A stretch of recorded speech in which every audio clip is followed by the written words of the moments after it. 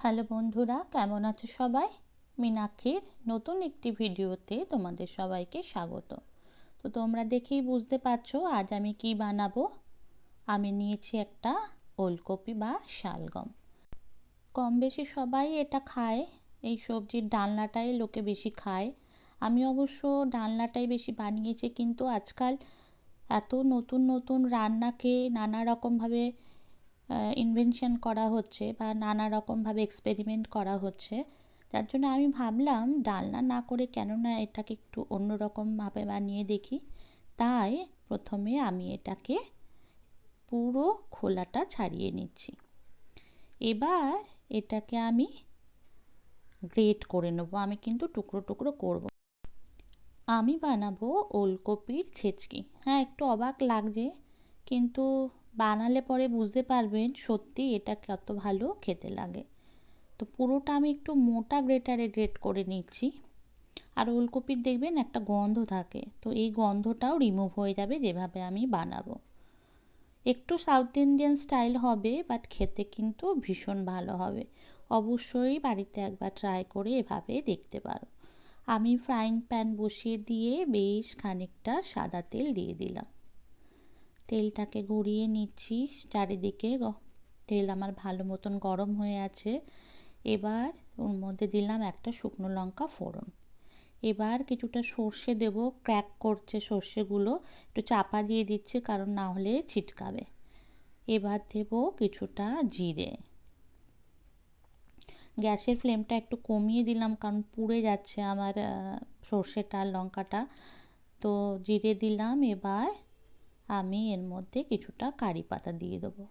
কারি পাতা দেওয়াতে জলটা ছিল বলে আরও বেশি ছিটকাচ্ছে। এনিওয়ে, তো আপনারা চাইলে কারি পাতাটা পরেও দিতে পারেন, কোনো প্রবলেম হবে না। এবার আমি এর মধ্যে রসুন কুচি দিয়ে দেবো। 4-5 কোয়া রসুন আমি কুচিয়ে নিয়েছি, সেই রসুন কুচিটা এবার এর মধ্যে অ্যাড করব।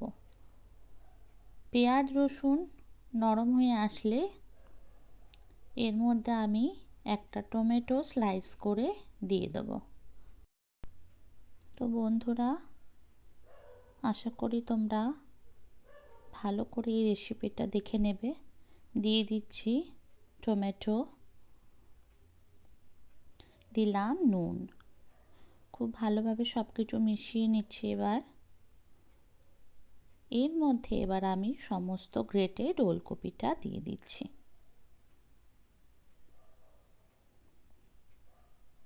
ওলকপিটা রান্নার সময় কিন্তু এতটুকু জলের দরকার হবে না, কারণ এটা যখন নুন পড়বে, যে জলটা ছাড়বে তাতেই সমস্ত ছেচকিটা আমার রান্না হয়ে যাবে। হলুদ দিলাম।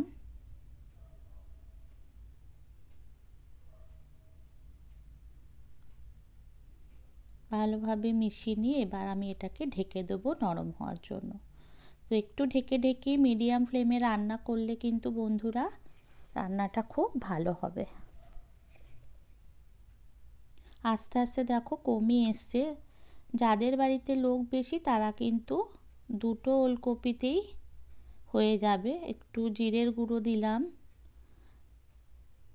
গুড়ের গুঁড়োটা আমি সামান্য জল মিশিয়ে দিয়েছি। আমি শুকনো দিই না, সবসময় গুঁড়ো মশলার মধ্যে জল মিশিয়ে সেটাকে রেখে দিই, তারপরে সেটা অ্যাড করি।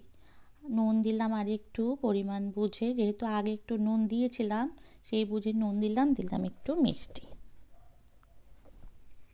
ঝাল নুন মিষ্টি নিজেদের পছন্দ মতন দেবেন।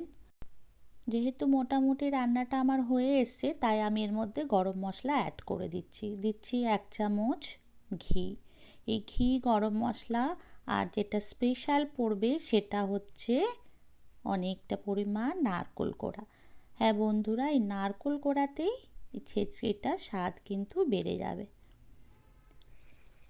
দেখতে পাচ্ছ কমে আমার কতটুকু হয়ে এসছে। একটা কাঁচা লঙ্কা চিড়ে দিয়ে দিলাম। এবার আমি নারকেল কোড়াটা মেশাচ্ছি। ঘিটা দেওয়ার পর আমার দেখেছো কড়াইটা কেমন পরিষ্কার হয়ে গেছে, ছেড়ে গেছে গায়ে যা, কারণ ছেচকি সবসময় একটু গায়ে লেগে থাকে। বাট যখন তুমি ঘি দিয়ে এটাকে আবার পুরো রাঁধবে তখন কড়াইটা পুরো ছেড়ে যাবে। এখন আমি এটাকে এবার নামিয়ে নেব। তো বন্ধুরা, রেডি হয়ে গেল আমার এই ওলকপির ছেচকি। অবশ্যই একবার ট্রাই করো, আর রেসিপিটা কেমন লাগলো আমাকে লাইক কমেন্ট শেয়ার করে জানিও। চ্যানেলটা সাবস্ক্রাইব করতে ভুলো না, কারণ তোমাদের একটা সাবস্ক্রিপশানই আমাকে নতুন নতুন ভিডিও বানানোর উৎসাহ দেয়। ইউটিউবের সকল বন্ধুদের, আমার সাবস্ক্রাইবারদের অনেক অনেক ধন্যবাদ জানিয়ে আজকের ভিডিওটা তাহলে এখানেই শেষ করছি।